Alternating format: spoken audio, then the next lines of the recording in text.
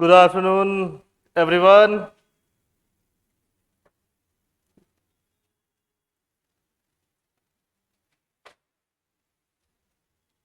It's good to see everyone here. तो हम लोग क्या पढ़ेंगे? करंट अफेयर्स, है ना? ठीक है। और कैसे तुम लोग? ठीक हो? मजे में हो? उतना दूर क्यों बैठ गए हो बात बालक? थोड़ा पास आ जाओ। चलो देखो, हम लोग जो दुर्गा पूजा वीक था उसका कुछ इम्पोर्टेंट टॉपिक्स हम लोग कवर करने वाले हैं, है ना?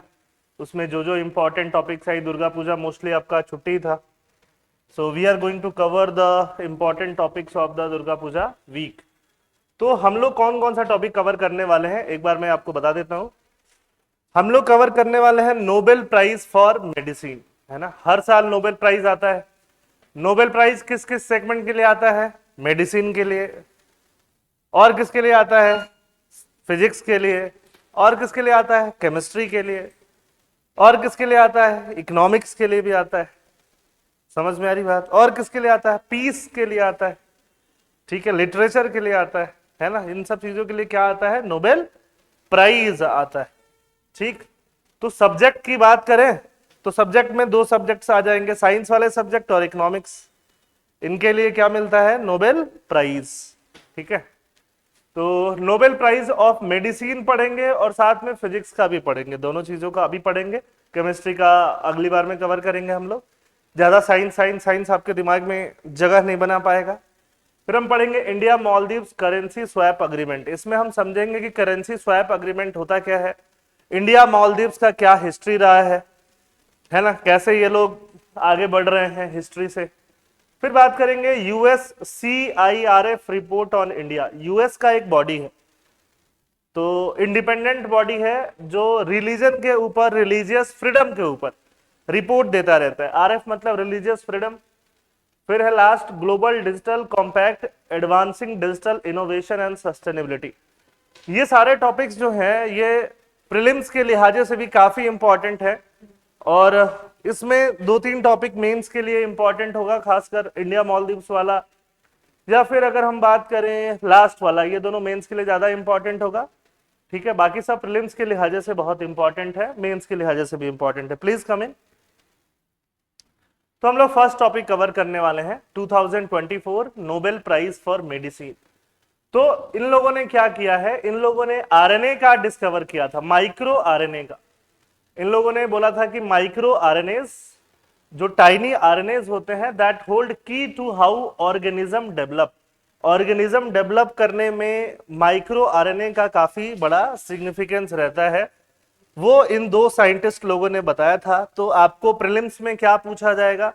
प्रीलिम्स में पूछा जा सकता है कि 2024 के लिए जो माइक्रोबायोलॉजी है या फिर जो आपका मेडिसिन है उसके लिए नोबेल प्राइज किसको मिल रहा है?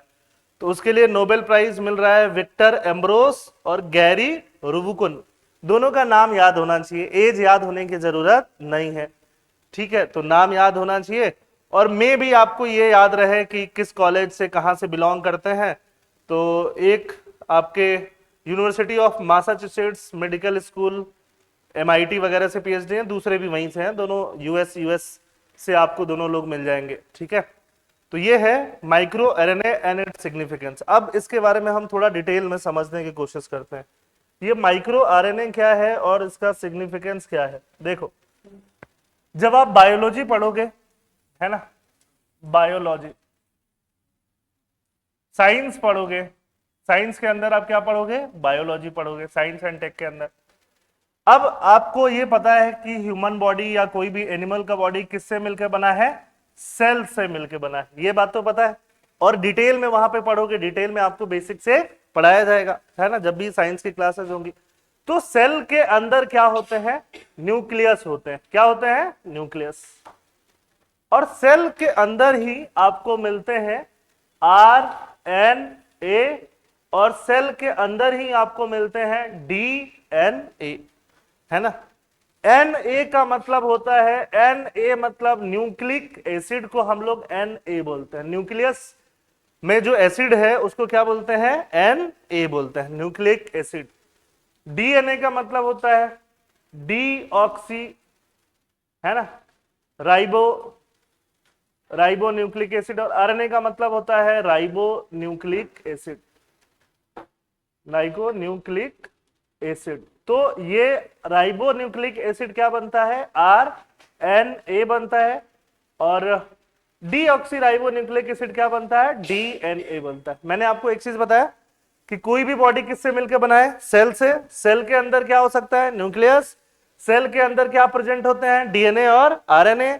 डीएनए आरएनए क्या होते हैं, न्यूक्लिक एसिड होते हैं। एक को क्या बोलते हैं, डीऑक्सी, एक को क्या बोलते हैं, राइबो न्यूक्लिक एसिड। ठीक है, ये बहुत बेसिक चीज है, इसको और डिटेल में हम कहां पढ़ेंगे, साइंस के क्लासेस में। समझ में आ रही बात। आरएनए कुछ ऐसा दिखता है, आरएनए ऐसा कुछ दिखता है, और डीएनए ऐसा दिखता है। डीएनए डबल स्ट्रैंड का होता है, डबल स्ट्रैंडेड, दो धागों से लिपटा हुआ जैसा दिखता है ऐसे। और आरएनए कैसा दिखता है, सिंगल स्ट्रैंड दिखता है। ये आरएनए डीएनए में क्या है, बेसिक डिफरेंस है। डीएनए क्या करता है, आपके जीन्स के इंफॉर्मेशन को कैरी करता है ना, कि आपका बॉडी स्ट्रक्चर और आपके अंदर जो भी विशेषताएं हैं, आपका जो भी एट्रीब्यूट्स है, उसको कौन कैरी करता है, डीएनए कैरी करता है। ये फिर इंफॉर्मेशन पास ऑन करता है। आरएनए उस इंफॉर्मेशन या कोडिंग बोलते हैं हम लोग, जैसे कंप्यूटर में भी कोडिंग करता है ना, तो वैसे ही बॉडी में भी कोडिंग चलते रहती है, उससे आरएनए प्रोटीन का सिंथेसिस करता है।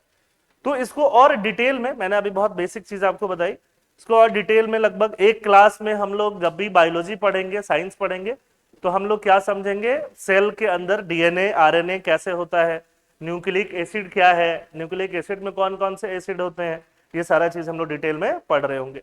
फिलहाल बेसिक चीज समझ गए, डीएनए और आरएनए।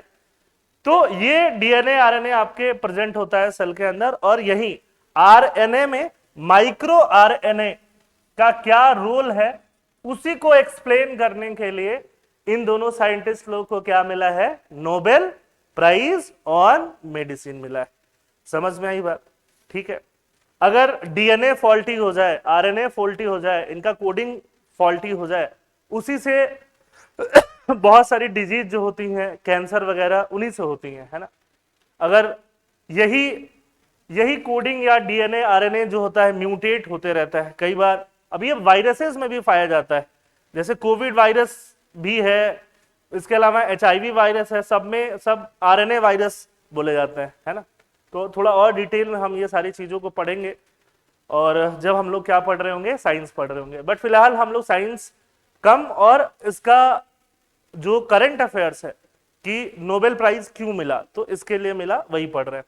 ठीक है, तो चलिए, आपको क्या ध्यान रखना है, आपको ध्यान रखना है कि नोबेल प्राइज किसको मिला, तो इन दोनों के नाम याद होने चाहिए। नाम क्या है, वापस से बताओ, विक्टर एम्ब्रोस एंड गैरी रूबिकन। उन दोनों को मिला है माइक्रो आरएनए और उसका सिग्निफिकेंस का डिस्कवरी के लिए, है ना, माइक्रो आरएनए और उसका सिग्निफिकेंस। ठीक है, तो आज इन्होंने डिस्कवरी कब किया है, इस साल किया है, नहीं, बहुत साल पहले किया है। तो ऐसा कई बार होता है कि डिस्कवरी बहुत पुरानी है और बहुत बाद में नोबेल कमेटी को लगता है कि इनको भी प्राइज दे देना चाहिए, ये भी बहुत मेहनत कर चुके हैं, ये भी बहुत अच्छा पाथ ब्रेकिंग कंट्रीब्यूशन कर चुके हैं रिसर्च में। समझ में आ रही बात, तो इनको ये नोबेल प्राइज मिला। ठीक, थोड़ा और डिटेल में यहाँ पे माइक्रो आरएनए का बारे में दिया हुआ है, इंपॉर्टेंस क्या है माइक्रो आरएनए का।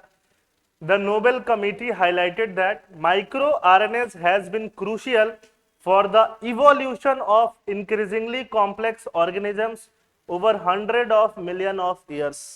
Hundred of millions of years में जो भी ऑर्गेनिज्म डेवलप हो रहे हैं, उनका कॉम्प्लेक्सिटी को अंडरस्टैंड करने के लिए माइक्रो आरएनए क्या था, बहुत हेल्पफुल था, है ना। जीन का regulation, micro RNA helps regulate gene activity, है ना। जेनेटिक इंफॉर्मेशन जो कैरी करता है, इसको क्या बोलते हैं, gene activity. Determining which genes are expressed in different types of cell. तो ये थोड़ा बायोलॉजी जब हम लोग पढ़ेंगे तो डिटेल में पढ़ेंगे।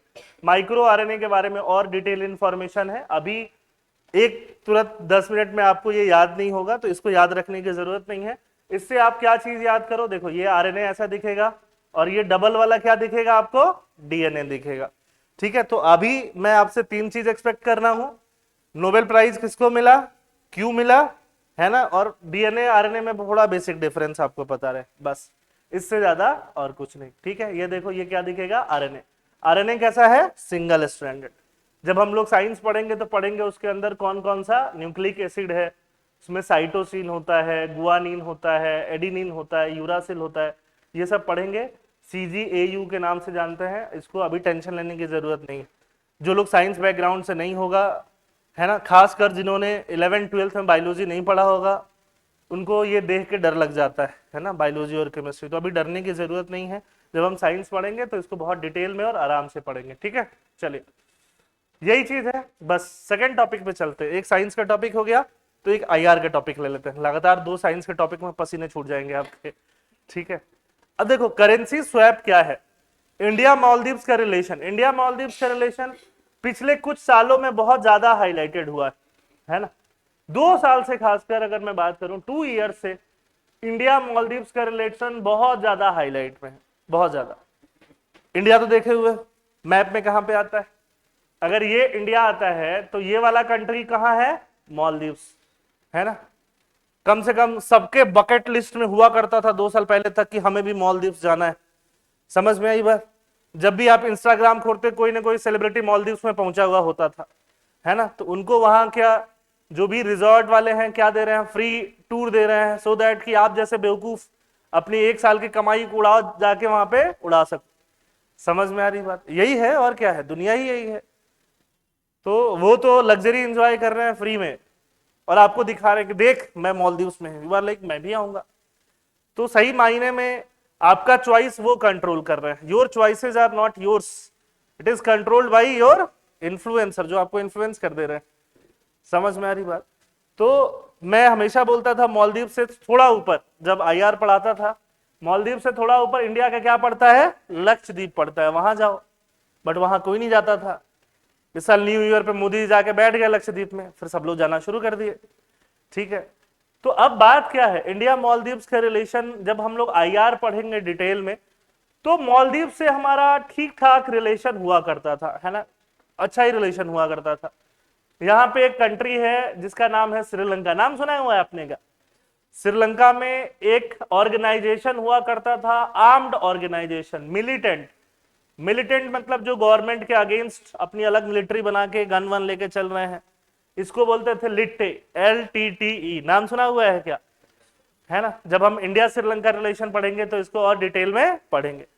ये 1988 में चला गया मालदीव्स को कैप्चर करने, हमने मालदीव्स को बचाया, अदरवाइज ये लोग कैप्चर कर लेते। ठीक है, फिर मालदीव्स चारों तरफ से पानी से घिरा हुआ है। 2014 में वहां पानी की ही कमी हो गई, आसपास नहीं, पीने वाला पानी। ठीक है, क्योंकि उनका जो वाटर प्लांट था वो खराब हो गया। तो हमने उनको क्या दिया, पानी भी दिया, और बोला कि भाई एक वाटर प्लांट बड़ा मत लगाओ, 4-5 छोटे छोटे लगा लो, एक खराब होगा बाकी 3 तो रहेंगे। सही बात है कि नहीं, है ना। आपके पास एक बड़ी गाड़ी है, खराब हो गई तो बैठो घर, उसके अलावा 2-3 छोटी गाड़ी ले लो। समझ में आ रही बात, कहां खोई हुई हो तुम, कहीं और दुनिया में हो, मालदीव्स तो नहीं पहुंच गई हो। तो फिर यहाँ पे नहीं, टेंशन नहीं लो, मैं ऐसे ही बोलते रहता हूँ, उसको तो खैर पता भी है। यहाँ पे एक कंट्री है ऊपर की साइड में जिसका नाम क्या है, चाइना। तो चाइना जो है उसके पास बहुत पैसा है ना, तो बोलते हैं China has deep pockets. China जो है आसपास की, इंडिया के आसपास के सारी कंट्रीज को इन्फ्लुएंस करते रहता है पैसा दे दे के। ठीक है, पैसा भी देता है, और चाइना को कोई लेना देना भी नहीं है कि उस कंट्री में डेमोक्रेसी है नहीं है, ऑथोरिटेरियन रिजीम है, कुछ भी है, चाइना को क्या ही मतलब है उससे। तो चाइना ने यहाँ पे बहुत सारा प्रोजेक्ट किया है मालदीव्स पे, है ना, मालदीव्स को काफी इन्फ्लुएंस किया है। और मालदीव्स में 2 तरह की गवर्नमेंट आती है, एक गवर्नमेंट आती है तो मालदीव्स इंडिया का काफी अच्छा फ्रेंड हो जाता है, दूसरी गवर्नमेंट आती है तो मालदीव्स इंडिया का क्या हो जाता है, अपोजिट बन जाता है। ठीक है, तो अभी जो गवर्नमेंट बन रही है वो अपोजिट वाली है ना। और यहाँ इंडिया की नेवी तो आसपास प्रेजेंट रहेगी ही, लक्षद्वीप है, मालदीव्स है, और इनको कहीं भी सिक्योरिटी की रिक्वायरमेंट होती है, पोर्ट्स वगैरह पे सिक्योरिटी की रिक्वायरमेंट होती है, तो इंडिया की नेवी वगैरह आसपास प्रेजेंट रहती थी। तो मालदीव्स कि जो गवर्नमेंट है वो लोग नारा लगाने लगे, या उनके जो भी सपोर्टर हैं प्रेजेंट गवर्नमेंट के, इंडिया आउट, है ना। इंडिया आउट का मतलब क्या हो गया, इंडिया मालदीव्स में छोड़ के आउट हो जाए, है ना। लास्ट ईयर लोग नारा लगा रहे थे जब हमारा वर्ल्ड कप चल रहा था ऑस्ट्रेलिया से, तो फिर हम लोग आउट हो गए, हार गए, ठीक है, खैर वो अलग बात है। तो इसके बाद से इंडिया आउट हो गई।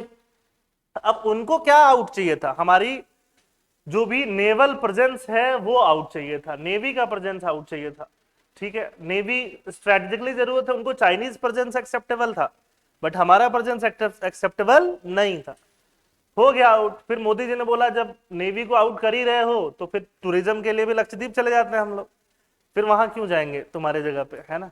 तो अभी हालत ये हो गया था मालदीव्स का कि इंडियन टूरिज्म वहां पे काफी हुआ करता था, इंडियन टूरिज्म ड्रास्टिकली कम हो गया अचानक से, है ना। कुछ लोग जो पहले से टिकट करा चुके थे वही लोग गए, या उन लोगों ने भी कैंसिल कर दिया जनवरी वगैरह में। तो मालदीव्स का मेन इकोनॉमी क्या है, वहां कौन सा टाटा स्टील लगा हुआ है, वहां कौन सा इंडस्ट्री चल रहा है, मेन इकोनॉमी क्या है, टूरिज्म, है ना। जब आप इकोनॉमिक्स पढ़ोगे तो इकोनॉमिक्स में क्या होता है, प्रोडक्शन करना पड़ता है तो आपका इकोनॉमी चलेगा। प्रोडक्शन किसका करोगे, गुड्स का करोगे या सर्विसेज का, तो वहां पे एक ही सर्विस है, क्या है, टूरिज्म, वही मेन सर्विस है। बाहर वाले आएंगे, पैसा देके जाएंगे, तुम्हारे पास पैसा आएगा, आएंगे रिजॉर्ट में रुकेंगे, 7 करोड़ ऐसे देके जाएंगे, फिर वहां पे जाके उनका इकोनॉमी चलता है। तो अब टूरिज्म कम होने से, और खासकर चाइना ने जो लोन दे रखा है, फ्री का लोन नहीं देता, वो इंटरेस्ट पे देता है, समझ में आई बात। तो अभी इसकी मालदीव्स की हालत बहुत खराब थी, इसके पास फॉरेन करेंसी कम हो गया था। और मालदीव्स को अगर राइस खरीदना है, कुछ भी खरीदना है, तो बाहर से अगर इंपोर्ट करना है मालदीव्स को तो पैसा देना पड़ेगा ना, डॉलर देना पड़ेगा ना, है ना। मालदीवियन करेंसी लेके कोई क्या करेगा, ठीक है। तो डॉलर कम हो गया था इसके पास, फॉरेक्स रिजर्व कम हो गया था, फिर उतना गाता इंडिया के पास आया, ठीक है। तो हमने, हमारा दिल तो बड़ा है, तुम समझते हो, ठीक है। हमने मालदीव्स के साथ अभी करेंसी स्वैप अग्रीमेंट किया, मालदीव्स के जो प्रेसिडेंट साहब थे उनका विजिट भी लगा, है ना, और थोड़े रिलेशन और इंप्रूव होने लगे हैं वापस से इंडिया और मालदीव्स के। और जो भी नेवल फोर्सेस हमने हटाया, उनकी जगह पे हम क्या लेके आ गए, हम टेक्निकल एक्सपर्ट्स वगैरह लेके आ गए जो मालदीव्स की वहां पे हेल्प करे। तो ऑलमोस्ट मामला सेटल्ड चल रहा है, ठीक चल रहा है, अभी वापस इंडिया मालदीव्स का रिलेशन बेटर होना स्टार्ट हुआ है, और हमने उसकी हेल्प करी। करेंसी स्वैप हमने बोला कि देखो बेटा, तुम्हारे पास अगर डॉलर नहीं है तो कोई बात नहीं, हम एक लिमिट तक करेंसी को क्या कर लेते हैं, स्वैप। तुम इंडियन करेंसी में डील कर लो, हम मालदीवियन करेंसी में कर लेंगे, एक लिमिट तक कर लेंगे, समझ में आई बात। जैसे मान लो तुम एक दुकान वाले के पास गए, नीचे जाके तुमने मिठाई खरीदा, है ना, 70 रुपए का मिठाई मिला तुमको, 30 रुपीज उसके पास चेंज नहीं है, तो उन्होंने क्या कर दिया, एक पर्ची पे लिख के दे दिया 30 रुपीज। तो वाला ठीक है, कल खरीदेंगे, कुछ खरीदेंगे, परसों खरीदेंगे तो दे देंगे, यही पर्ची दे देंगे, काम हो जाएगा, समझ में आ रही बात, है ना। अगर वही आपने 100 की जगह 1 लाख का ट्रांजैक्शन किया होता और वो 30,000 पर्ची पे लिख के देते, आपको एक्सेप्टेबल होता, नहीं होता। तो एक लिमिट तक आपको एक्सेप्टेबल होता है कि हाँ ये फिर एक्सचेंज हो जाएगा, समझ में आ रही बात। क्योंकि अगर हम लोग, अगर मालदीव्स हमसे कुछ खरीद रहा, हम भी मालदीव से कुछ खरीद रहे हैं, वापस से मालदीव ने रिक्वेस्ट किया थोड़ा टूरिज्म बढ़वाओ इंडिया वालों, तो ऐसे ऐसे हम भी कुछ कुछ इंपोर्ट करते रहते हैं, है ना। फिश और फिश प्रोडक्ट भी बहुत सारा होता है, ठीक है। तो ये सब भी इंपोर्ट एक्सपोर्ट चलते रहता है। तो करेंसी स्वैप का मतलब क्या होता है, एक लिमिट तक एक दूसरे की करेंसी हम लोग क्या कर लेंगे, एक्सेप्ट कर लेंगे, है ना। अगर हमें मालदीव से कुछ खरीदना है या मालदीव्स को कुछ बेचना है, मालदीव्स को बेचा, बदले में मालदीव्स ने क्या दिया, मालदीवियन करेंसी। अगर वो हमारे पास लिमिटेड है तो वापस मालदीव से अगर हमें कुछ खरीदना होगा तो दे के खरीद सकते हैं, बट बहुत ज्यादा अगर हमने ले लिया तो उसका करेंगे क्या, समझ में आ रही बात। तो अभी हमने किसका हेल्प किया, मालदीव का, ये बात समझ में आ गया। तो हमने मालदीव, इंडिया मालदीव जब रिलेशन पढ़ेंगे तो हम बहुत सारी चीजें पढ़ेंगे, पूरा डिटेल में पढ़ेंगे, है ना। बट अभी मेन चीज क्या है, India Maldives currency swap agreement. ये देखो, रेस्पेक्टेड मोहम्मद मुइजू ऑफ आपका Maldives president with Narendra Modi in his first bilateral trip to India in Delhi on Monday. Monday मतलब जब ये न्यूज़पेपर आया होगा उसके अकॉर्डिंग ये लोग अभी इंडिया आए थे और इंडिया आके बहुत सारा कुछ करके गए। उसमें एक इंपॉर्टेंट चीज क्या था, करेंसी का स्वैप करना, ठीक है। चलो अग्रीमेंट क्या है, अग्रीमेंट है swap agreement of 400 million US dollar and an additional 3000 crore मतलब एडिशनल इतना 357 मिलियन डॉलर अगेन, तो इतना का स्वैप अग्रीमेंट रखा गया है। फर्स्ट लिमिट इतना रखा गया है, अगर ये भी ब्रीच हो गया तो एडिशनल इतना लिमिट और एक्सटेंड करके स्वैप किया जाएगा। समझ में आई बात? वैल्यू डॉलर में है बट स्वैप किस में होगा? लोकल करेंसीज में होगा, रुपीज में होगा और किस में होगा? बोलो, मालदीव का जो भी करेंसी है ना। करेंसी स्वैप जो है हम लोग खूब करते हैं, हम लोग रशिया से भी कर रहे हैं। रशिया जैसे यूक्रेन से वॉर स्टार्ट हुआ तो वैसे ही जो भी रशियन अकाउंट्स थे यूएस वगैरह में जहां पे डॉलर थे उसके सब फ्रीज कर दिया यूएस ने, बोला कि हमारा डॉलर है, हम क्यों दे तुमको, हमारा करेंसी है। समझ में आई बात? तो रशिया के पास फॉरेक्स रिजर्व क्या हो गया? कम हो गया। हमने मौके का फायदा उठाया, हमने बोला रशिया पैसे नहीं है, उसने बोला नहीं। हमने बोला एक काम करो रुपीज ले जाओ, उसने रुपीज का क्या करेंगे? हमने बोला तेल दे दो, हमें हमें अपना क्रूड ऑयल दे दो, हमसे क्या ले जाओ? रुपीज ले जाओ। हमने रशिया ने बोला रुपीज का करेंगे क्या? हमने बोला हमसे कुछ खरीद लेना, तो रुपीज काम आएगा कि नहीं आएगा? ठीक है, और उसके अलावा हमारे अंदर इन्वेस्ट भी कर सकते हो, है ना, आके एक फैक्ट्री लगा दो, एक न्यूक्लियर पावर प्लांट लगा दो, कुछ कुछ लगाओ तो रुपये खर्च हो जाएगा यहाँ पे। समझ में आई बात? तो करेंसी स्वैप हमारे लिए दो कंट्रीज के लिए बहुत बेनिफिशियल क्या होता है? अरेंजमेंट होता है। अभी ये मालदीव प्रॉब्लम में है तो मालदीव के साथ किया, रशिया प्रॉब्लम में था तो रशिया के साथ किया, उससे हमारा ही फायदा था। वैसे भी श्रीलंका प्रॉब्लम में था 2 साल पहले, श्रीलंका के साथ किया। तो धीरे धीरे बहुत सारी कंट्रीज के साथ हम क्या कर रहे हैं? करेंसी स्वैप अग्रीमेंट कर रहे हैं। समझ में आ रही बात? करेंसी स्वैप समझ जाओगे? ठीक है, अब करेंसी स्वैप के लिए क्या चाहिए? करेंसी स्वैप के लिए दोनों कंट्री एक दूसरे के रिजर्व बैंक में एक अकाउंट खोलना पड़ेगा, है ना। रशिया को अगर इंडिया से करेंसी स्वैप करना है, मालदीव्स को इंडिया से करना है, उनका जो भी मेन बैंक है, जैसे अपने यहाँ मेन बैंक कौन है? रिजर्व बैंक, जिसको सेंट्रल बैंक बोलते हैं। ठीक है, तो वहां पे एक अकाउंट खोलना पड़ेगा जिसमें वो रुपया वगैरह ट्रांसफर करता जाएगा। ठीक है, तो थोड़ा बहुत उसका हम लोग इकोनॉमिक्स में और डिटेल में समझेंगे। और ये जो करेंसी स्वैप हुआ है, ये हुआ है आरबीआई के बीच, क्योंकि ऑब्वियसली मॉनेटरी मतलब पैसे रुपए से रिलेटेड सारा जो सिलसिला है, वो पावर है, वो किसके ऊपर है? आरबीआई के ऊपर। RBI and the Maldives monetary authority, वहां का जो बैंक होगा। ठीक है, under the South Asian, under the SAARC currency swap framework. SAARC का नाम सुना है आप लोगों ने? सार्क एक व्हाट्सएप ग्रुप है ना, इंडिया और आसपास के जो साउथ एशिया के कंट्री हैं उनका। जैसे यूरोपियन यूनियन का नाम सुना है, यूरोप के बहुत सारे कंट्रीज के ग्रुप है, सारे नहीं बहुत सारे। वैसे ही साउथ एशिया के सारे कंट्रीज मिलके किस में बनते हैं? सार्क में आते हैं। ठीक है, तो सार्क जो है ऐसा व्हाट्सएप ग्रुप है जिसके जो दो मेन प्लेयर हैं वो एक दूसरे के दुश्मन हैं, तो ज्यादा एक्टिव रहता नहीं है। कौन? इंडिया और पाकिस्तान। यूरोपियन यूनियन में ऐसा दिक्कत नहीं है, इसीलिए बहुत एक्टिव रहता है वो। समझ में आ रही बात है ना? ठीक है, हमारा सार्क जो है 10 साल से बंद पड़ा हुआ था, कुछ हो ही नहीं रहा था खास। ठीक है, क्योंकि सार्क की एक मीटिंग होने वाली थी पाकिस्तान में, और पाकिस्तान ने इंडिया में टेररिस्ट अटैक करवा दिया, तो हम लोग गए ही नहीं कि नहीं जाएंगे पाकिस्तान, नहीं बातचीत होगा, है ना। व्हाट्सएप ग्रुप बंद करो, बंद नहीं करो मतलब जाएंगे ही नहीं, तो ऐसे ही रहेगा। तो वैसे ही सार्क में बहुत दिन तक कुछ नहीं हुआ, बहुत दिन बाद कम से कम सार्क के अंदर एक क्या हुआ है? Currency swap agreement. तो प्रीलिम्स में पूछा जा सकता है, प्रीलिम्स में पूछा जा सकता है करेंसी स्वैप क्या है। प्रीलिम्स में ये पूछा जा सकता है करेंसी स्वैप किन किन कंट्रीज से है हमारा, है ना। तो जो भी कंट्रीज प्रॉब्लम में दिख रही है तुमको, रशिया, श्रीलंका, ईरान, मालदीव्स, और अच्छी कंट्रीज के साथ भी जो प्रॉब्लम में उतनी नहीं भी दिखे आपको, यूके, उन सब के साथ भी हमारा क्या है? Currency swap agreement. उसके लिए उनको अपना एक अकाउंट खोलना पड़ेगा आरबीआई के पास, और हमको एक उनके सेंट्रल बैंक में। समझ में आ रही बात? उसको बोलते हैं स्क्रो अकाउंट। यहां पे नहीं लिखा हुआ होगा बट मैं आपको बता देता हूं, उस अकाउंट को हम लोग क्या बोलते हैं? नहीं, स्क्रो नहीं, कुछ और बोलते हैं, रहने दो। ठीक है, वॉस्त्रो बोलते हैं, exactly. स्क्रो is something different, vostro account बोलते हैं, वॉस्त्रो अकाउंट।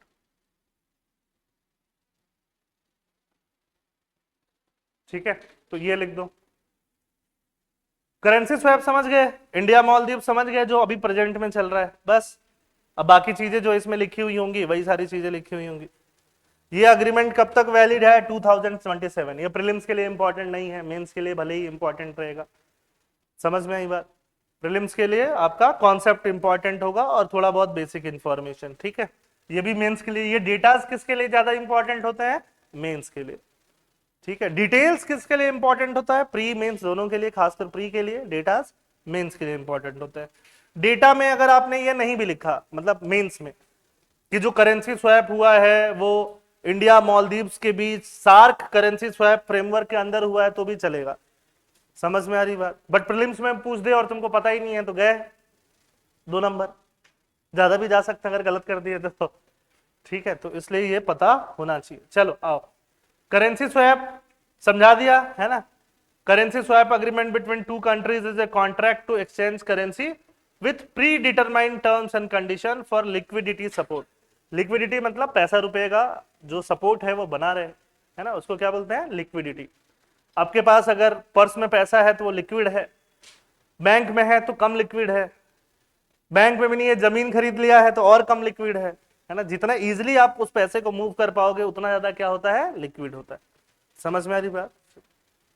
चलो, सार्क के बारे में और हम बहुत डिटेल में पढ़ेंगे जब हम आईआर पढ़ेंगे। सार्क के बारे में डिटेल ही पढ़ेंगे। और एडिशनल अग्रीमेंट भी इंडिया मालदीव्स का साइन हुआ। ये सब मेंस के लिए ज्यादा जरूरी होगा, बट फिर भी हम समझते हैं। लॉन्चिंग द रुपे कार्ड इन मालदीव्स। हमारा रुपे कार्ड जो है बहुत आप में बहुत लोगों के पास होगा, उसको कहां पे लॉन्च किया गया? मालदीव्स में। हम वहां पे 700 हाउसेज बना रहे थे, उसको वहां पे मालदीव्स को सौंप दिया। एमओयू साइन हुआ है for cooperation between CBI and anti corruption commission of Maldives, कि दोनों कंट्रीज के बीच में, है ना, हम लोग उनको थोड़ा ट्रेन भी कर सकें कि एंटी करप्शन को कैसे पकड़ना है। ये सब चीज भी होते रहता है।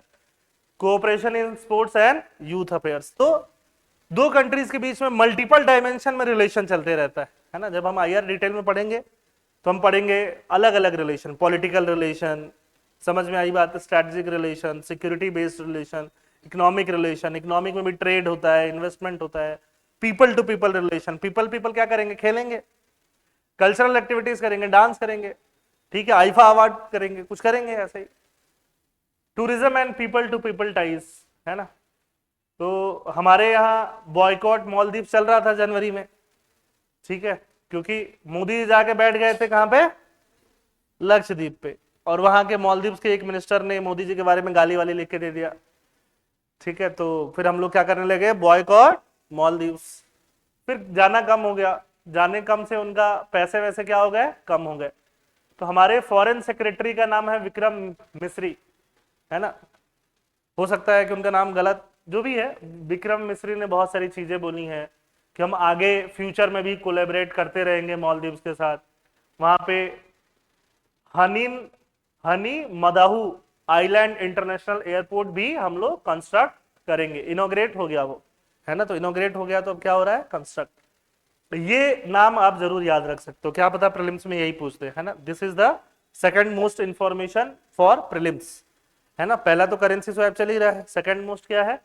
हनी मधु आइलैंड इंटरनेशनल एयरपोर्ट, ठीक है। देखो इधर ही कहीं बनाएंगे, ये रहा एयरपोर्ट ऐसा कुछ लगेगा, ठीक। चलो, मिलिट्री पर्सनल का क्या अपडेट है? मामला रिजॉल्व हो गया था तो बात खत्म। हिस्ट्री में हम लोगों ने सुनामी में भी उनकी हेल्प की थी, और चाइना के साथ वो बहुत क्लोज हैं, ठीक है। तो ये सब पुरानी बातें हैं, ये सब नहीं भी पढ़ोगे अभी तो चल जाएगा, इसको डिटेल में हम पढ़ेंगे जब इंडिया मालदीव रिलेशन पढ़ेंगे तब, ठीक।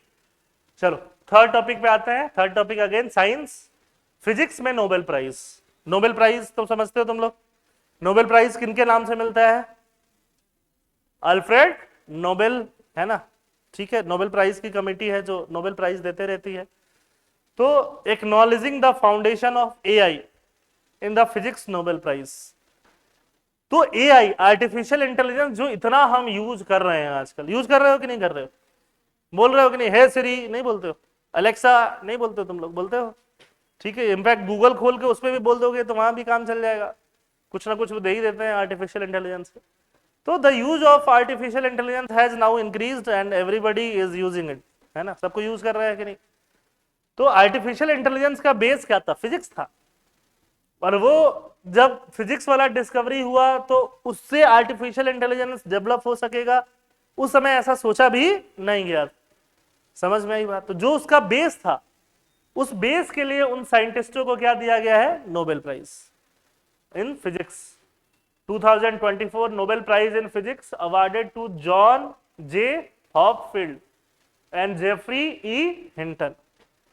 हर साल आपको नोबेल प्राइज याद रखना पड़ेगा, प्रीलिम्स में इंपॉर्टेंट रहता है ना। फिर अगले साल दूसरा नोबेल प्राइज याद रखो, पुराना वाला भूल जाओ। ठीक है, यही सिलसिला चलते रहता है। इसीलिए एक साल नोबेल प्राइज ज्यादा अच्छे से याद रखो, एक ही साल में एग्जाम क्लियर कर लो।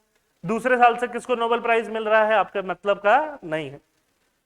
एग्जाम क्लियर हो गया तो क्या ही आपके मतलब का है, अगर आप पढ़ने में बहुत ज्यादा इंटरेस्ट नहीं रखते हो तो। अच्छा, और किस चीज के लिए मिला है इनको? आर्टिफिशियल न्यूरल नेटवर्क्स के लिए मिला है। ये जरूर याद रखो, ये कीवर्ड याद रखना। क्या नाम है? Artificial neural network. अच्छा, बायोलॉजी में होता है न्यूरोलॉजी, आपका ब्रेन कैसे सिग्नल्स देता है आपकी बॉडी को, है ना। ठीक है, कैसे फंक्शन करता है, कि कैसे सिग्नल ट्रांसमिट होता है, कैसे आप काम करते हो, वो सब कहाँ आता है? न्यूरॉन, न्यूरोलॉजी से आ जाता है। ठीक है, किसी को पैरालिसिस होता है तो थोड़ा उसका न्यूरोलॉजी सिस्टम क्या होता है? वीक। फिर उसको फिजियोथेरेपी दिया जाता है, सो दैट की झटका दिया जा रहा है, काम कर काम कर काम कर, तो काम करना शुरू हो जाता है। समझ में आ रही बात? ठीक है, तो आर्टिफिशियल न्यूरल नेटवर्क डेवलप हुआ है और मशीन लर्निंग डेवलप हुआ है। इसमें इन दो साइंटिस्ट लोगों का बहुत कंट्रीब्यूशन है। ये आज डेवलप नहीं हुआ, ये भी बहुत पुराना डिस्कवरी है। ठीक है, दो साइंटिस्ट जॉन जे होफील्ड यूएसए और दूसरे भाई साहब हैं कनाडा के, है ना। भाई साहब क्या मतलब, सर बोलना चाहिए वैसे तो, बट समझाने के लिए बोल रहा हूं आपको। इनका मेन काम क्या था? Foundation for artificial neural network. Artificial neural network का फाउंडेशन, है ना। आर्टिफिशियल न्यूरल नेटवर्क किस पे बेस्ड था? Biological networks in animal brain functioning as interconnected processing centres और न्यूरॉन्स। तो बहुत ज्यादा इसमें डिटेल कुछ हमें जानने की जरूरत नहीं है, बस ये जान लो एआई डेवलप इसी वजह से हुआ है ना। आर्टिफिशियल इंटेलिजेंस कैसे डेवलप होगा? जब आपको नॉर्मल इंटेलिजेंस, ह्यूमन इंटेलिजेंस या एनिमल इंटेलिजेंस के बारे में पता होगा, है ना, तो वहां से आप क्या डेवलप कर सकते हो? Artificial intelligence. तो वही है, नॉर्मल इंटेलिजेंस कैसे होता है? आपका बॉडी कैसे रिएक्ट करता है? ब्रेन जो है, न्यूरॉन्स जो है, इंफॉर्मेशन पास ऑन करता है, उससे फंक्शन करता है, वही चीज। ठीक है, तो in 1982 John H Hopfield introduce the Hopfield network where each neuron is connected to all others. सारे न्यूरॉन्स बॉडी में एक दूसरे से क्या है? कनेक्टेड। ये डिस्कवरी उन्होंने किया था। उन्होंने बोला था neurons that fire together wire together. ठीक है, ये सब हमें रटने का जरूरत नहीं है। एक ये कंट्रीब्यूशन हो गया होपफील्ड का। फिर एक हिंटन का कंट्रीब्यूशन था, बोल्ट्जमैन मशीन बनाया था उन्होंने। ठीक है, फिर उन दोनों ने, उस समय आर्टिफिशियल इंटेलिजेंस में कोई काम नहीं हुआ, बाद में इसी को यूज किया गया आर्टिफिशियल इंटेलिजेंस को डेवलप करने के लिए। बस, तो इसमें आप क्या याद रखोगे? आप एक ही चीज याद रखोगे, जो क्या है? Artificial neural network. आपका काम हो जाएगा, उससे ज्यादा प्रीलिम्स में कुछ आएगा नहीं, मेंस में वैसे भी कुछ नहीं आएगा। ठीक है, प्रीलिम्स में एक चीज और आएगा जो बहुत इंपॉर्टेंट है। प्रीलिम्स में आएगा blue sky research.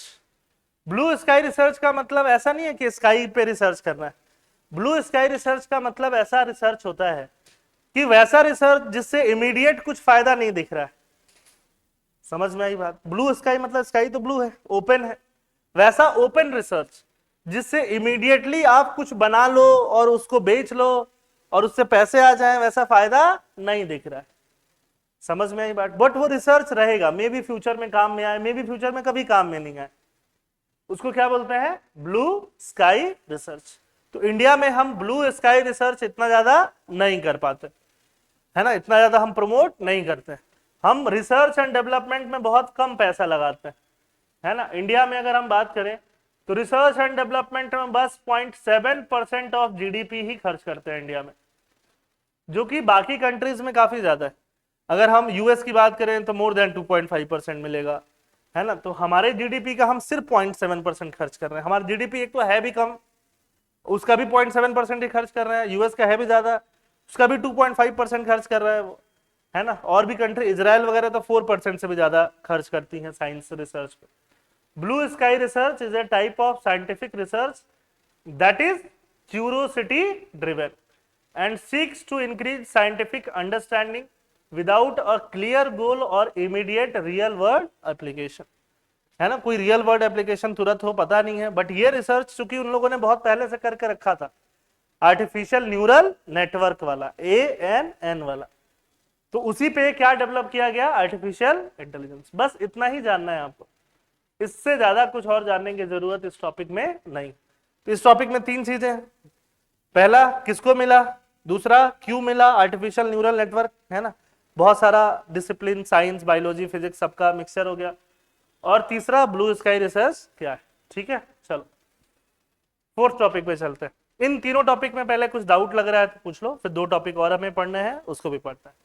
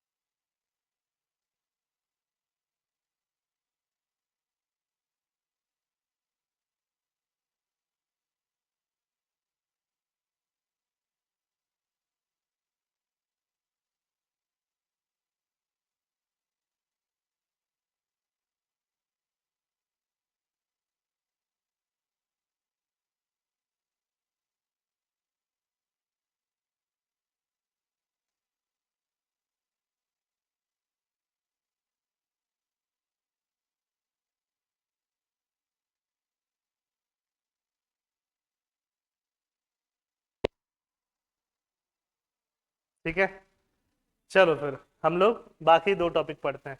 USCIRF report on India. तो USCIRF क्या है, यूएस का एक बॉडी है जिसका नाम है United state commission on international religious freedom. International religious freedom, ये उस चौधरी की तरह काम करता है ना, मतलब चौधरी ऐसे टाइटल वाले लोग परेशान मत होना, ऐसे ही जो सबके बारे में टीका टिप्पणी करते रहता है कि तुम अच्छे नहीं हो, तुम बहुत खराब हो, तुम तो बहुत ही खराब हो। ठीक है, तो यूएस जो है, यूएस बाकी कंट्रीज के साथ कैसा रिलेशन मेंटेन करे, है ना, वो उसका फॉरेन पॉलिसी है, और ये बॉडी उसके फॉरेन पॉलिसी में हेल्प करता है, अलग अलग कंट्रीज को ब्रांडिंग देते जाता है।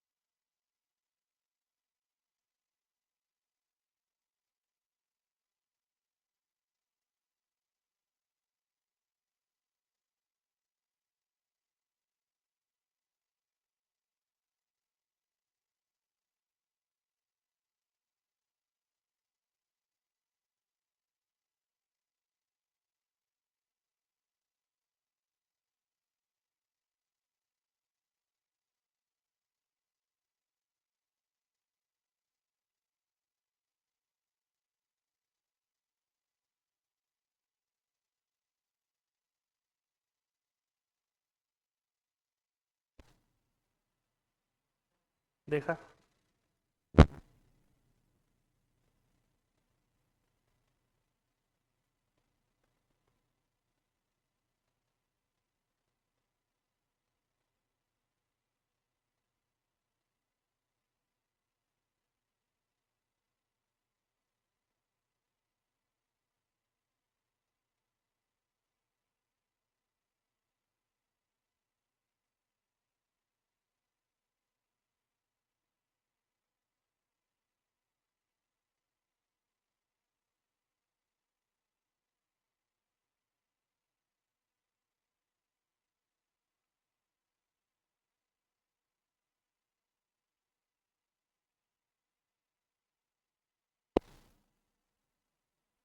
समझता हूं मैं। चलो finally we have US C I R F. तो यूएस का जो बॉडी है US C I R F, वो रिलीजियस फ्रीडम पे कमेंट करते रहता है कि चाइना में रिलीजियस फ्रीडम कम है, इंडिया में कम है ना, मतलब माइनॉरिटीज के लिए या फिर किसी दूसरे, मतलब माइनॉरिटीज ही समझो, माइनॉरिटीज के लिए ही तो बोलेगा। तो वैसे ही यूएससीआईआरएफ रिपोर्ट देता रहता है। उसने इस साल रिपोर्ट जो दिया है उसके अकॉर्डिंग इंडिया में माइनॉरिटीज को रिलीजियस फ्रीडम बहुत कम दिया हुआ है उसने, ठीक है। अब यही है, देखो USCIRF released an update on India on October 2 2024। Gandhi ji के जन्म के दिन निकाला उसने और बोला कि तुम खराब हो। The report flagged collapsing religious freedom condition in India through out 2025। ये रिपोर्ट बोलता है कि इंडिया में रिलीजियस फ्रीडम क्या हो रहा है, कोलैप्स हो रहा है, कम हो रहा है। इसने एग्जाम्पल दिए किस वजह से कोलैप्स हो रहा है। Demolition of place of worship, place of worship को डिमोलिश करना, arbitrary arrest of religious leader, religious leader जो है दूसरे कोई भी रिलीजन के, उनको अरेस्ट करना arbitrary, individuals from minority communities being killed और लिंच्ड बाय विजिलेंटे ग्रुप्स। तो इसके बेसिस पे उसने बोला है कि इंडिया में रिलीजियस फ्रीडम क्या हो रहा है, कोलैप्स हो रहा है, ठीक है। इंडियन गवर्नमेंट ने क्या बोला, इंडियन गवर्नमेंट ने बोला कि देखो ये जो यूएससीआईआरएफ है एक कैसा ऑर्गेनाइजेशन है, बायस्ड ऑर्गेनाइजेशन है ना, और ये यूएस का फॉरेन पॉलिसी को मेंटेन करने के लिए एजेंडा बनाते रहती है ना। कि जैसे मान लो 4 महीने बाद मुझे तुमसे कुछ काम निकलवाना है, तो मैंने तुमको बोलना शुरू कर दिया तुम तो बहुत सेल्फिश हो यार आज से, ठीक है। 4 महीने बाद तुम अपने आप पे सेल्फिश का धब्बा नहीं लगने दो तो तुम कुछ कर दो। समझ में आ रही बात। तो इसके लिए तुमको कुछ ना कुछ मैंने ब्रांडिंग नहीं किया, उससे करवा दिया कि तुम तो बहुत सेल्फिश हो यार, ठीक है। तो ऐसे ही ये बहुत सारी कमीशंस भी काम करती रहती हैं। यूएससीआरएफ 1998 में बना था, है ना। International religious freedom act US ने पास किया था, एक इंडिपेंडेंट बॉडी है। It monitors the universal right to freedom of religion और belief in countries outside US. अपने में नहीं देखता है, बाकी कंट्रीज में देखता है कि कहां पे।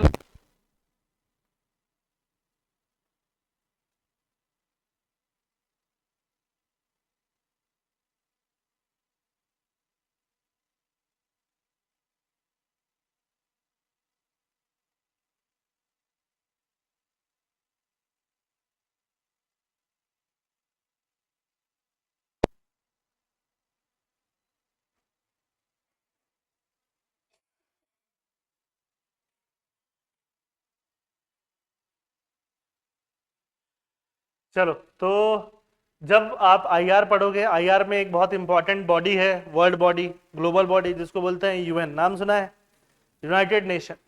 यूनाइटेड नेशन ने पास किया था universal declaration of human rights, है ना। Human rights, second world war में ह्यूमन राइट्स बहुत वायलेट किया गया, है ना। किसी को मार दो, किसी को काट दो, किसी कुछ भी कर दो, तो उसको आगे प्रोटेक्ट करने के लिए universal declaration of human rights pass किया गया। उसी के बेसिस पे ये यूएससीआरएफ देखता है कि किस कंट्री में रिलीजियस फ्रीडम मेंटेन हो रहा है, किस कंट्री में नहीं हो रहा है। ह्यूमन राइट्स का एक इंपॉर्टेंट कंपोनेंट रिलीजियस फ्रीडम भी। ह्यूमन को राइट्स मिलना चाहिए, तो राइट्स में एक इंपॉर्टेंट कंपोनेंट क्या होता है, रिलीजियस फ्रीडम का भी होता है। वही देखते रहता है। यूएस में एक और बॉडी भी है जिसका नाम है इंटरनेशनल रिलीजियस फ्रीडम, है ना। वो अलग ऑफिस है, ये अलग है, यूएससीआईआरएफ, ठीक। यूएससीआईआरएफ यही सब काम करता है, एनुअल रिपोर्ट बनाता है और एनुअल रिपोर्ट बना के 2 लिस्ट बनाता है। एक लिस्ट बोलता है वो स्पेशल वॉच लिस्ट और एक लिस्ट बोलता है कंट्री ऑफ पर्टिकुलर कंसर्न। 2 तरह का टैग लगाता है ना, सेल्फिश और महा सेल्फिश। ठीक है, एक लिस्ट में क्या बोलता है, स्पेशल वॉच लिस्ट कि इन कंट्रीज को देखना है, इनका रिलीजियस फ्रीडम खराब हो रहा है, इनको देखते जाओ। और कंट्रीज ऑफ पर्टिकुलर कंसर्न मतलब इनका खराब हो चुका है। तो इस बार उसने, पहले इंडिया को वो इसमें रखता था स्पेशल वॉच लिस्ट में, इस बार उसने इंडिया को कहां रखा है, कंट्री ऑफ पर्टिकुलर कंसर्न में लिखा है। बोला है कि countries that commit systematic ongoing egregious violation of religious freedom. कैसा फ्रीडम, सिस्टमेटिक, हमेशा होने वाला, एग्रीजियस मतलब जिसको टॉलरेट नहीं किया जाना चाहिए, ऑनगोइंग मतलब लगातार होने वाला, है ना। तो ऐसा, अब जिसपे ये डेजिग्नेशन सीपीसी का लग जाएगा उस पे यूएस क्या कर सकता है, सैंक्शंस भी लगा सकता है कि तुम्हारे यहां तो रिलीजियस फ्रीडम होता नहीं है, तुमसे हम ट्रेड नहीं करेंगे, तुमसे हम ये नहीं करेंगे। समझ में आ रही बात, उससे नुकसान होने वाली ही चीज है। ठीक, रिपोर्ट्स क्या बोलता है, रिपोर्ट को किसने लिखा है, सेमा हसन जी ने। The report describes India's religious freedom in 2024 as being on deteriorating and concerning trajectory. क्योंकि इस साल रूल्स पब्लिश हुए हैं सीएए वाले, anti conversion law different different states में बना है ना। एंटी कन्वर्जन लॉ आसाम का भी है, काउ स्लॉटर लॉज भी अलग अलग स्टेट्स के हैं, एंटी टेररिज्म लॉ है। तो इनके हिसाब से ये सब कुछ किसको टारगेट कर रहा है, माइनॉरिटीज को, रिलीजियस फ्रीडम को क्या कर रहा है, कम कर रहा है। और ये सब लॉज हैं तो कौन बना रहा है, गवर्नमेंट बना रहा है। गवर्नमेंट मतलब सिस्टमेटिक रूप से वायलेशन हो रहा है। समझ में आ रही बात, इसलिए इन लोगों ने ऐसा लिखा है कि इंडिया को कंट्री ऑफ पर्टिकुलर कंसर्न बोला है। इंडिया के जो भी स्पोक्स पर्सन है मिनिस्ट्री ऑफ एक्सटर्नल अफेयर्स के, उन्होंने बोला कि वो ऑर्गेनाइजेशन क्या है, बायस्ड है और पॉलिटिकल एजेंडा चलाती है, एजेंडा ड्रिवन एफर्ट चलाती है, मोटिवेटेड नैरेटिव है। वो यूएससीआईआरएफ ने क्या बोला कि जो भी उसका टैग है वो बेस्ड ऑन रिपोर्ट्स है। तो वो बोल रहा है ना कि ये सब लॉज पास हुए इसलिए दे रहे हैं, है ना, तो वो कुछ फैक्ट्स के बेसिस पे बोल रहा है। ठीक है, ठीक, बट अगर हम लोग और अच्छे से एनालिसिस करें दिखेगा यूएस के फॉरेन पॉलिसी को मेंटेन करने के लिए यूएस की बहुत सारी एजेंसीज हैं, अलग अलग तरह से ब्रांडिंग करना, टैग करना इनका काम होता है और हर कंट्रीज में ऐसा होता है। समझ में आ रही बात, ठीक है, तो ये सब चलते रहता है ना। एंटी इंडिया टूल किट भी बोलते हैं। हम लोग आईआर पढ़ते रहेंगे तो और भी चीजें समझेंगे। फिर ये लास्ट टॉपिक है global digital compact, advancing digital innovation sustainably. देखो अभी का जो दौर है, युग है, टाइम है, वो किसका है, डिजिटल जमाना है, डिजिटल है, आर्टिफिशियल इंटेलिजेंस का है। ठीक है, इसमें क्या क्या कंसर्न्स हैं वो बताओ। डिजिटल दुनिया में आर्टिफिशियल इंटेलिजेंस में क्या क्या कंसर्न्स डिजिटल डिवाइड का भी है, हर किसी को एक्सेसिबल नहीं है।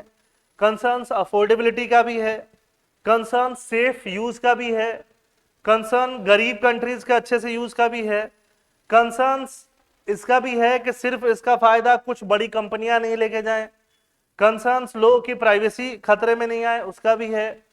समझ में आ रही बात। और अब ये वर्ल्ड जो है डिजिटल वर्ल्ड, वो वर्ल्ड इंटरकनेक्टेड और ज्यादा है डिजिटल दुनिया के बाद से। समझ में आ रही बात, है ना। कोई भी प्लेस ऑफ वन प्लेस दुनिया के दूसरे प्लेस से क्या है, इंटरकनेक्टेड। पहले लोग किसी और कंट्री जाते थे तो एक दूसरे को फोन नहीं करते तो रोमिंग लगता था, अब मस्त व्हाट्सएप से कॉलिंग करता है, कोई दिक्कत नहीं होता है। समझ में आ रही बात, ठीक है। तो दुनिया डिजिटल हो गई है और इसको चलाने के लिए, मैनेज करने के लिए, गवर्न करने के लिए पूरे वर्ल्ड में कोऑपरेशन चाहिए।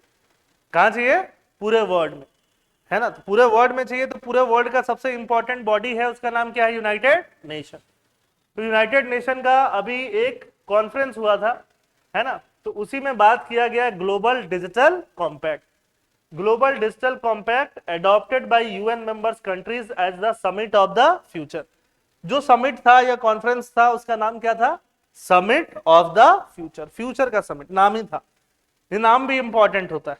समिट ऑफ द फ्यूचर में क्या एडॉप्ट किया गया था, global digital compact.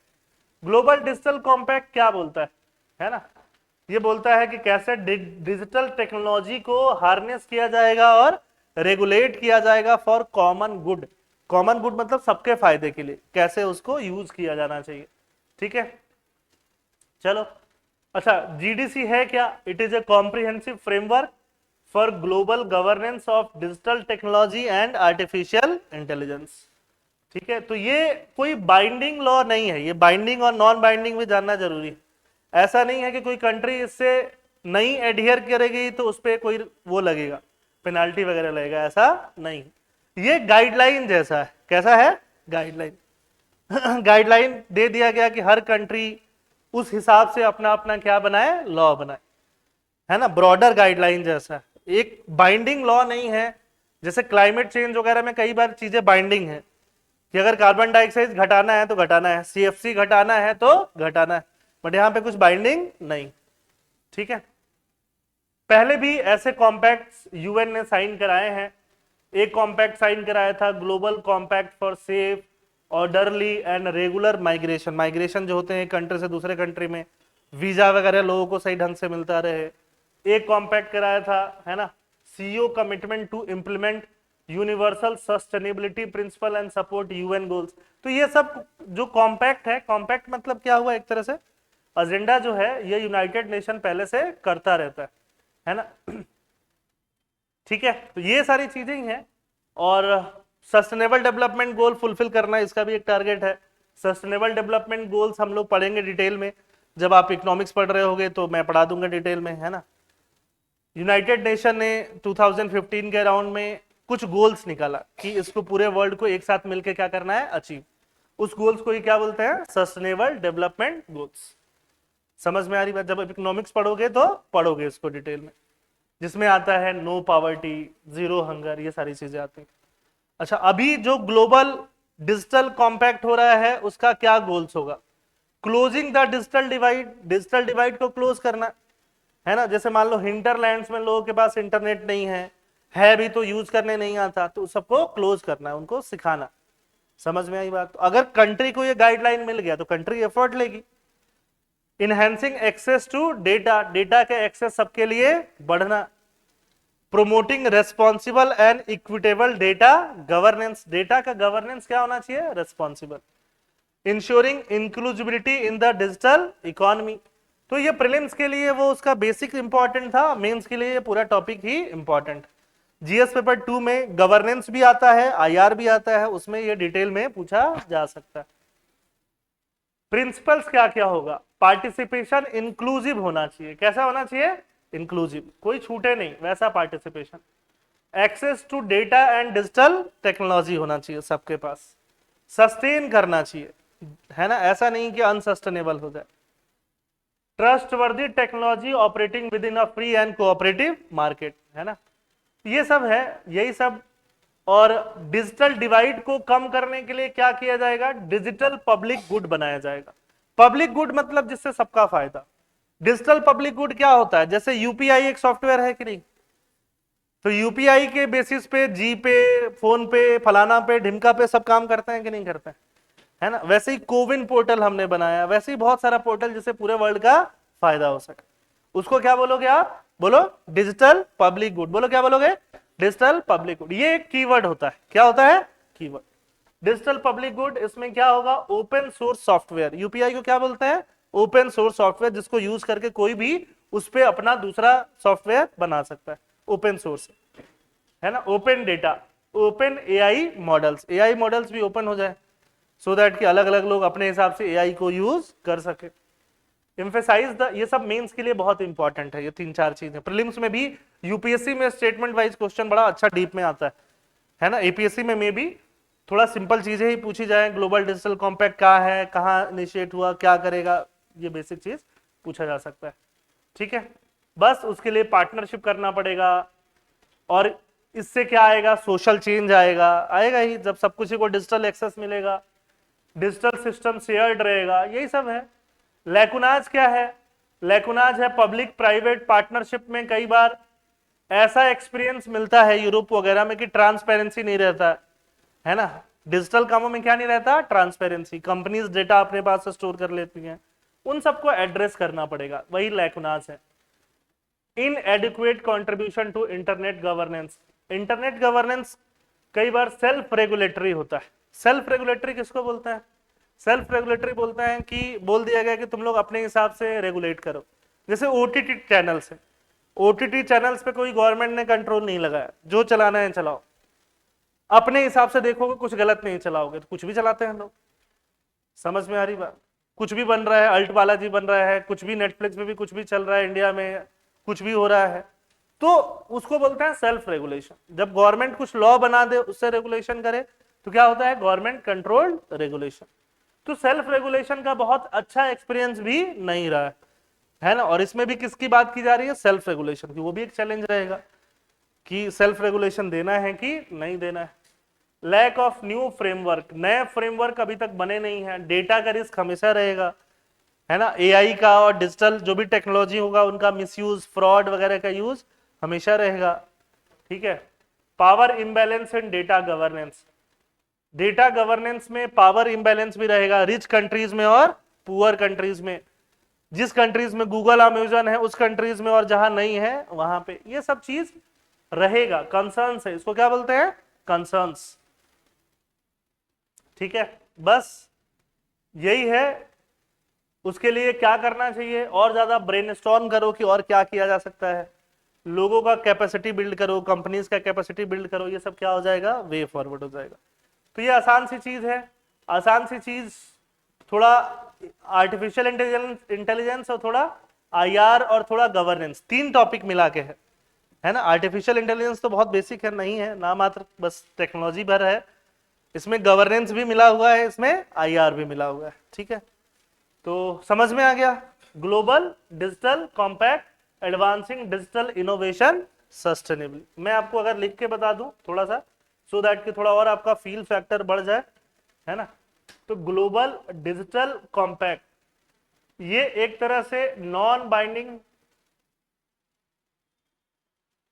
Binding instrument है, जो किसको फैसिलिटेट करेगा? Global governance, global governance on AI and digital technologies, है ना। कि ग्लोबल वर्ल्ड में पूरा गवर्नेंस कैसे होना चाहिए, उस पे काम करेगा। उसके लिए ये नॉन बाइंडिंग क्या इंस्ट्रक्शंस देगा, है ना।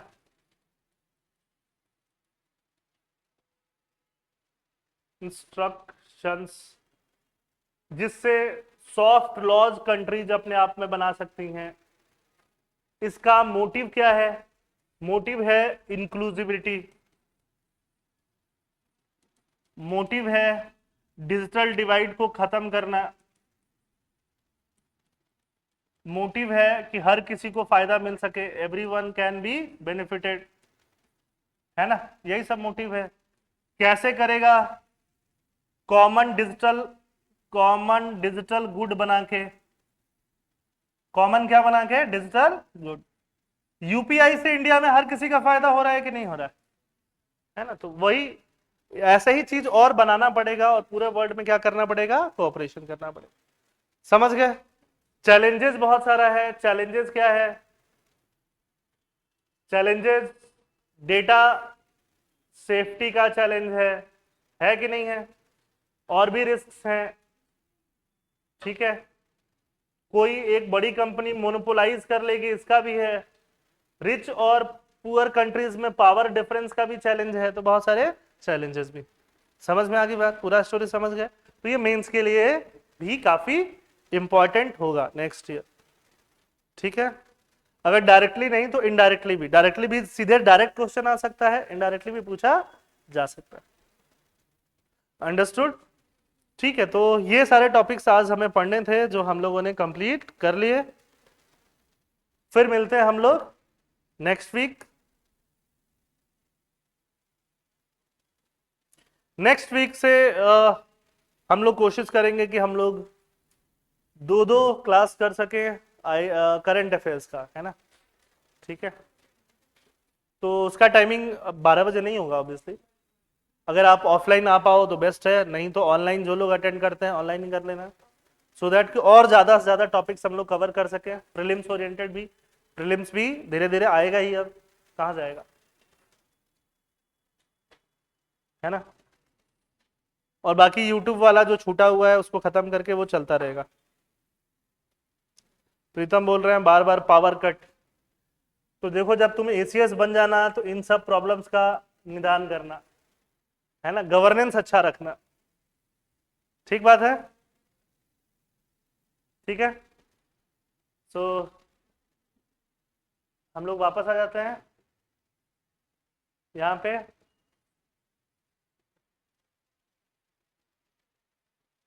ठीक,